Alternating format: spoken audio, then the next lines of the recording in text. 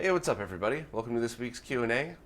Last night, I went to see one of my favorite bands, Answer Infinity, the band I talk about all the time, that I ended up becoming friends with them. Had a wonderful time, woke up in a great mood, but if I'm a little bit squinty-eyed or something, please excuse me. It's, I think I may have had a little bit too good of a time last night.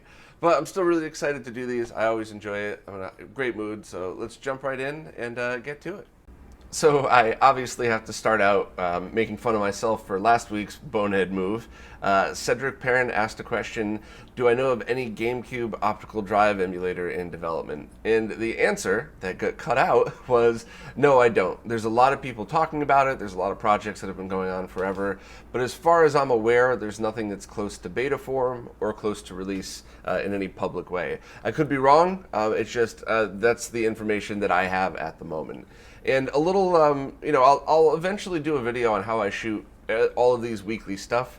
But the short version is I have everything running through OBS, and that way each take is a separate file. So when I mess up a take, which is common and often, I just hit stop, delete the take, hit record again, and move on.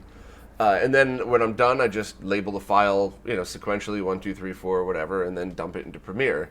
And I usually rewatch all of the individual segments, but not the whole thing, because that would mean that I would have watched everything twice.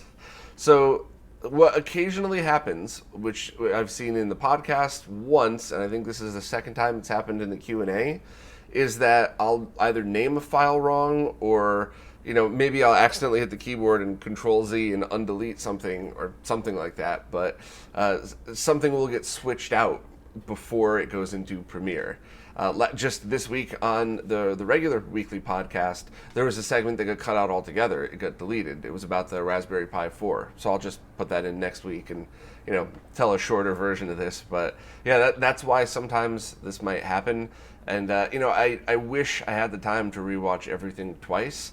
I just don't. And there are times where I try to, but it's already up on YouTube or something, and I'll watch through it, and I'll just go, I made that mistake, but I'll just leave it in. It's not a really bad one. It's not like I screamed a swear, because that's something that happens all the time. Is I'll get, I'm 2 minutes into this, I'm almost done, and then a tractor trailer will go by and lay on its air horn, or a fire truck will go by, and I'll just I'll swear, and I'll hit stop and redo the segment.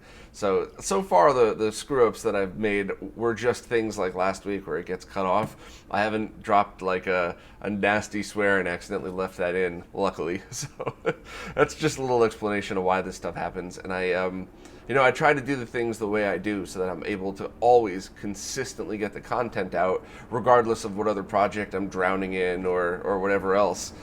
So overall, I'll take these mistakes, these occasional mistakes, as they come. But yeah, if you ever see that, please feel free to point, laugh, and make fun of me, because I definitely deserve it, but it's never intentional. Jens Jacob Christensen had a question regarding the Mega SD.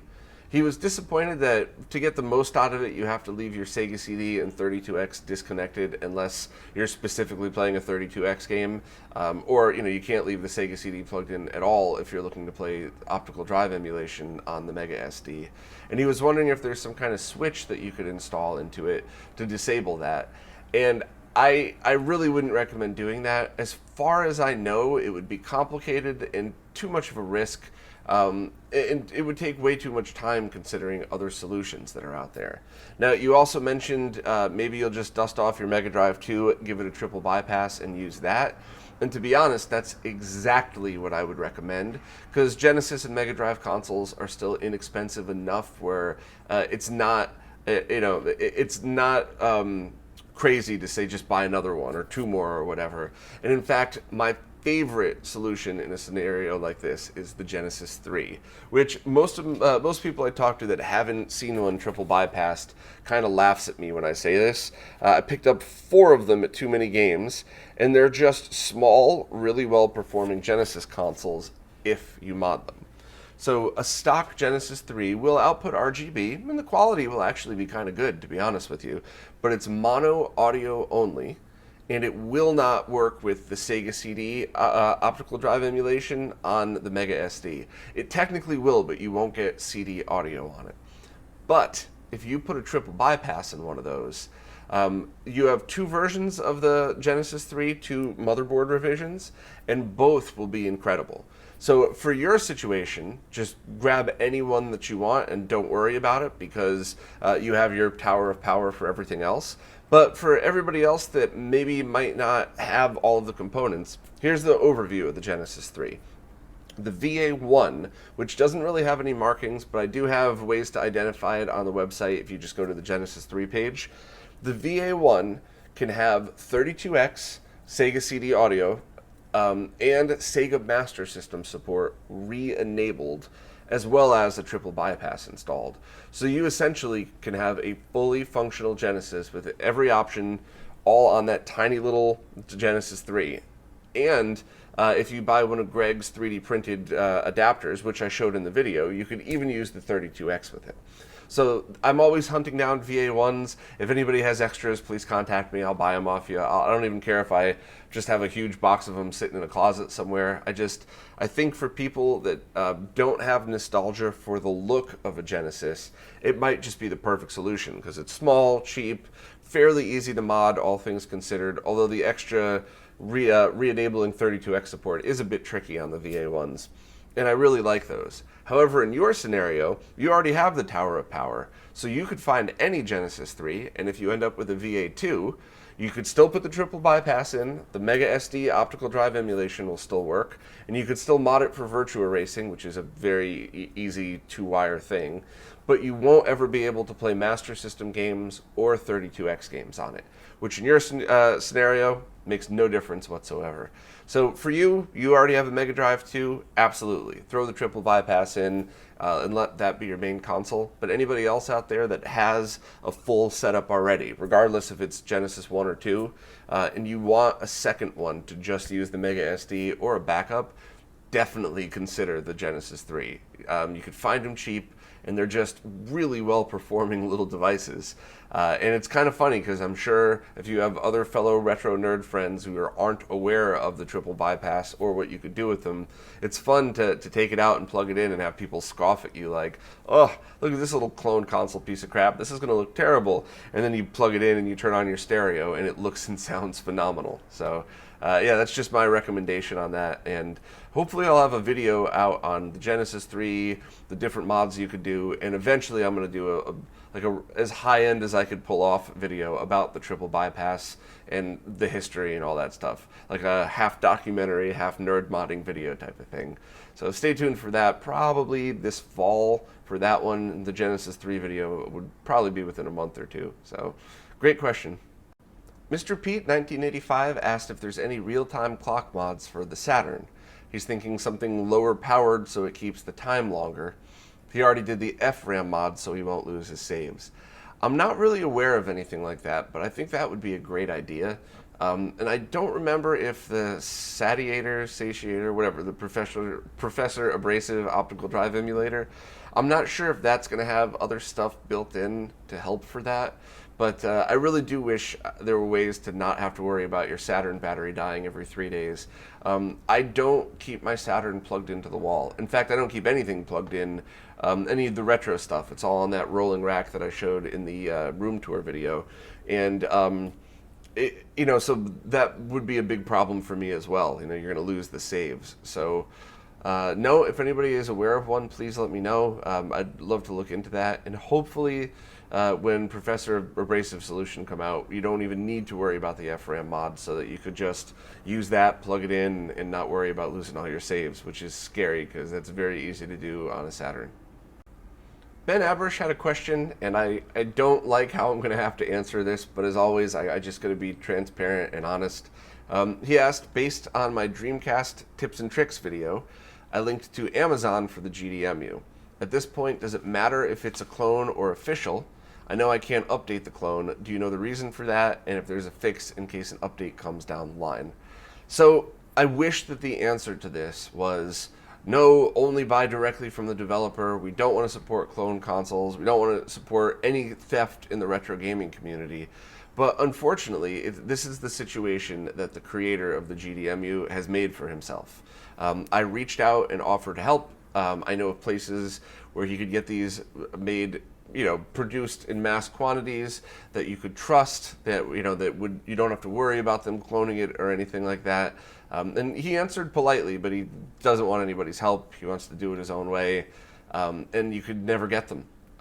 Some people get upset when I say that, but I've never been able to pick one up officially. I've never been able to pick up any of his Saturn solutions officially, and whether we all like it or not, they're never leaving Amazon now. These clones are out there, they're available, you can get them same day shipping in New York City, and there's nothing anybody could do about that whether we like it or not.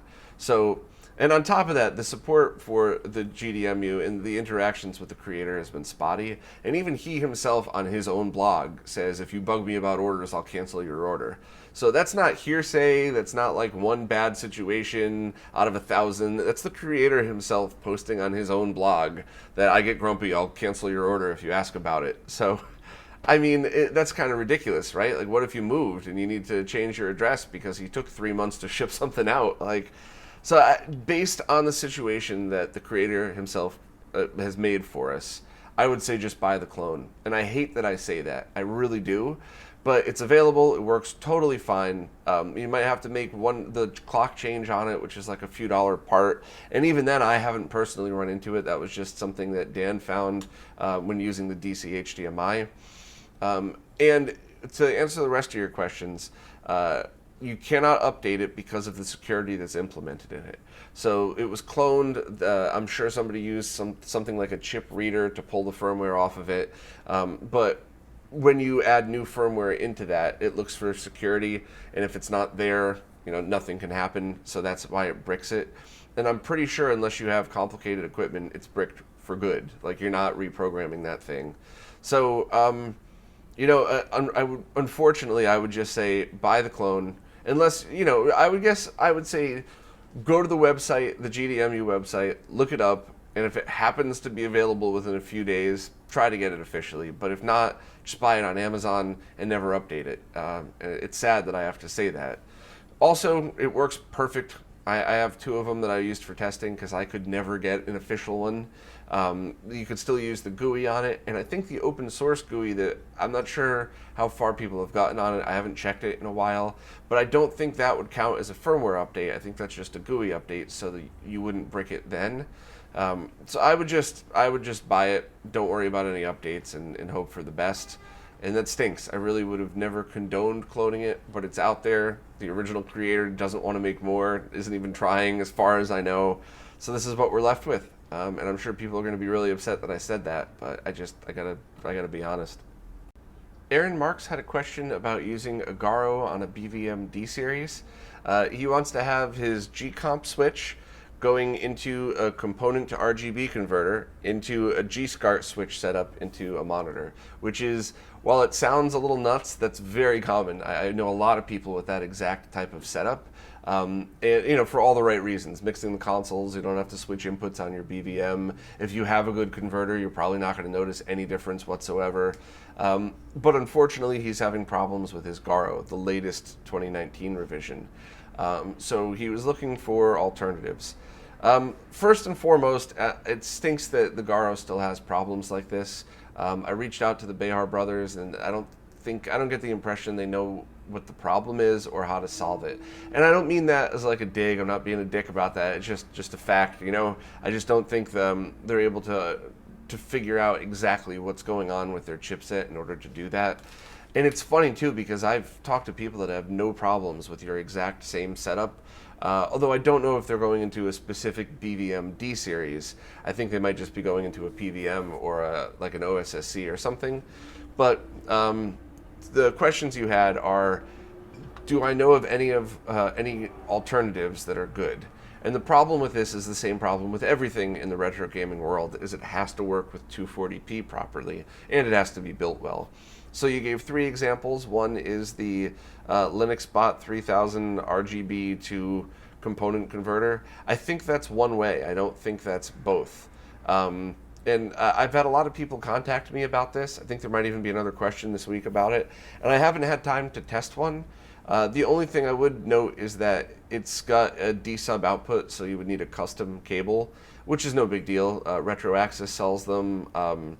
I think there's at least one other. It would probably be the same cable that you would use with the Mister. So Mister Add-ons has a cable for it, but it's the wrong direction. So I don't think that one would work for you. You have another one from Mayflash, which, if I remember this correctly, I think this is one that I used when it first came out, and it had some strange issues with it. But I mean, I'm not sure if this is the exact one. It was the same case, but very often when you have stuff like this, suppliers will just put different guts and share the same case. So it might be worth trying out, and then you linked to a different one from StarTech. But to be honest, it's just, the biggest question is, will it handle 240p video properly, or will it not work at all? Will it treat it the wrong way? This last one from StarTech also has the D-sub output, so same thing. And, will it output RGB HV or RGBS? I don't know if there's a switch on here or anything like that. So those are all things that you would have to deal with. If it outputs RGB HV, you'd have to put a sync combiner in the SCART cable, which should be fairly easy for something like this. It should just be some resistors, but you'd have to check on a scope to really make sure you were doing it right and it was the safe voltage for the G-SCART and everything. So unfortunately, I don't have a really good answer for you.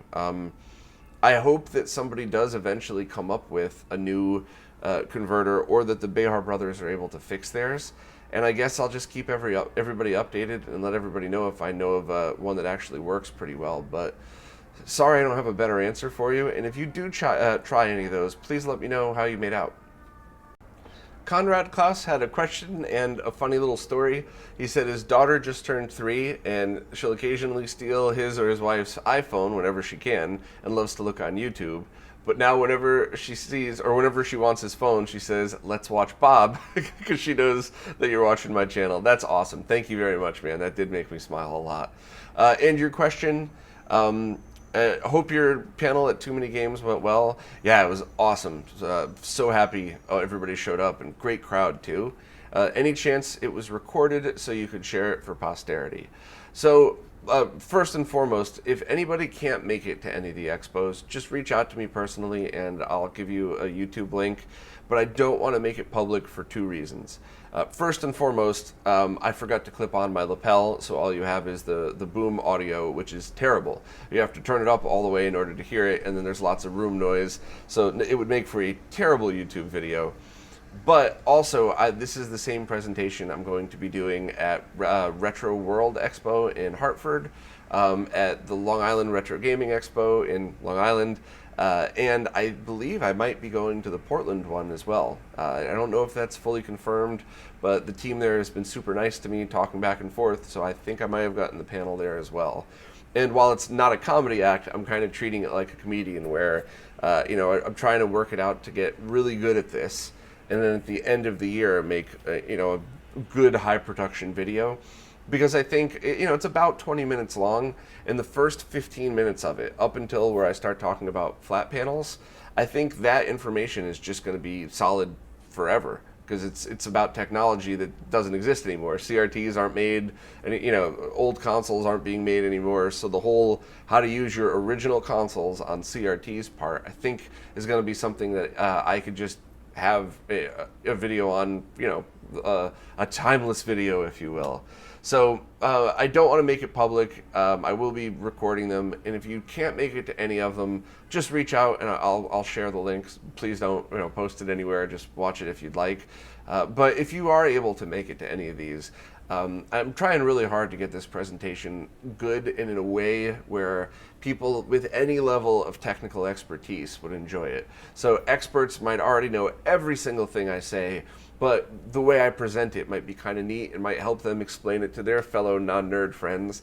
And people that aren't experts, that are just trying to get into this, or maybe don't even know what RGB is, might be able to walk into this, and when they leave, have a much better understanding of how to start gaming with retro, and with their budgets and what path that they need to take.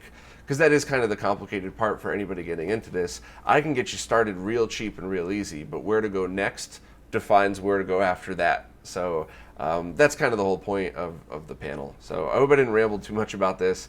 Super short version. Thanks for the funny story. If you want the video, just let me know and I'll send it to you, but please don't make it public. And if you can make it live, please come, because I think it'll be good. And of course, if you were there at Too Many Games and you have any feedback, feel free to ping me, good or bad, anything. I really just want to make this one as fine-tuned as I can, because I think this might actually be a big help to people. Roman Munn had 2 questions regarding a NES RGB installation in a front-loading NES. First, he wanted to know if it was okay to run the 75 ohm C-Sync line from the NES RGB to pin 9 of a SNES-style multi-out for use with the HD Retrovision cables, a Sony PVM, and the OSSC. That's the perfect way to do it, because essentially composite video, when you're getting sync from composite video, you're pulling a 75 ohm sync signal from that. So what you're running is exactly that, just without the color information. So that's perfect. Great way to do it. It's the exact voltage, all those things we're looking for. It's a good call on that one. And the second question he had was that he was getting ghosting in some jail bars, and wants to know if it's installation related or if this is a known issue. So I took a look at your pictures, and it's not nearly as bad as others that I've seen. There have been some installations that are just, I mean, it wasn't the installation's fault. It ended up being terrible. And there's a few factors. So first and foremost, the installation could always be a factor, even if you're an expert at this and you've done a bunch. Go back and make sure the wires are run nicely and properly. You don't have them run like over the crystal or something like that. I think Voltar actually did a video where somebody bought a professionally modded, insert sarcasm here, but a professionally modded Famicom, and it was terrible. It was just ghosting, jail bars, noise in the audio lines, and when he opened it up, Zach said he thought it was terrible. I actually had seen much worse. So it didn't look too bad, but when he just took it all apart and ran everything the right way and routed the wires, all of the problems disappeared. So even if your installation looks okay, it could still be part of that. On the other side of things, though, make sure you're using... if you're using HD Retrovision cables, that will never be an issue because they're fully shielded. But as a general rule, make sure you use shielded cables on the outside of things. And also, there are some motherboard revisions of the NES that are just noisier than others. I'm not sure which is the worst one or which are the best ones, but they vary in quality. And that's something you might want to check on NESdev or something.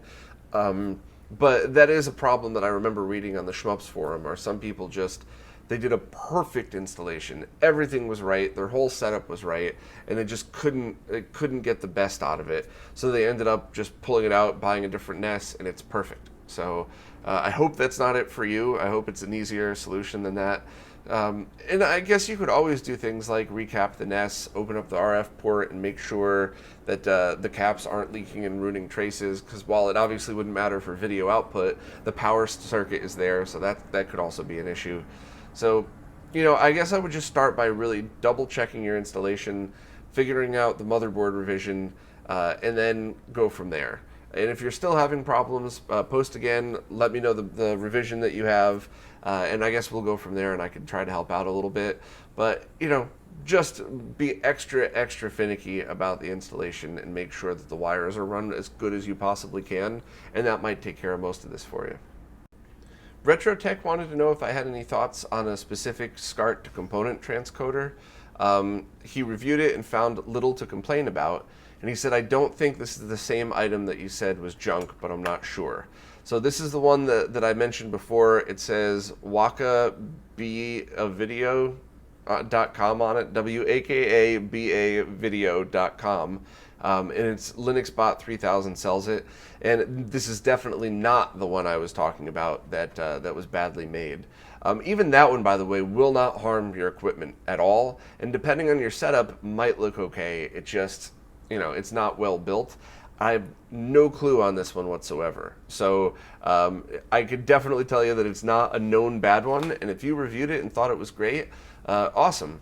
If you have a scope, it might actually be helpful to go back to the video that Steve and I made about how to scope component video, which is different than how to scope RGB video. And you might be able to take a look and see on all different colors individually, does it process it correctly, or do you get some kind of weird noise, just like we showed in the video?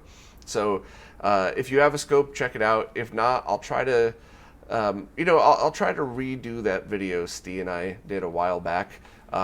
because now, we started out reviewing all the products that were out then, but I shot it in a way where editing is going to be a nightmare, which is why I was just being lazy and putting it off. But now that there are more solutions out there that could be great, I think I'm going to hold off and test Mike Cheese, test that one if I can get one to borrow maybe, and test a few of the other ones that are out there, and redo that video and just pull clips from the original, or maybe just have Steve jump on Skype and have him reshoot some of the explanations, which I hate to waste his time like that, but I just think now that a year's been passed, there might be more updates and better solutions, and I really hope the one from Mike is as good as I think it'll be. So we'll see. But yeah, also post a link to your review. If you said you reviewed it, I'm not sure if it's live yet. Please post it in the comments. I'm sure people would love to see that, and I certainly would like to watch it as well. Well, that's it for this week. For anybody new to the Q&As, please post any questions at all wherever the latest video in your support platform is. So the way things are set up, I can't go back to any of the older videos. I wouldn't be able to find any of the newer questions. So please just, wherever the latest Q&A video is on the support platform, post your question there. I turn off comments on YouTube, and I do release these publicly about a month after they go live to supporters, just kind of as a courtesy. But this really is focused on trying to give all of you as much of a thank you as I can. And I'm going to try to do more stuff as well, by the way. I really enjoyed doing the room tour, and I hope to do some more behind-the-scenes stuff, just to try to give back as much as I can, because I really do appreciate all the support. So thanks very much, and I'll see everybody next week.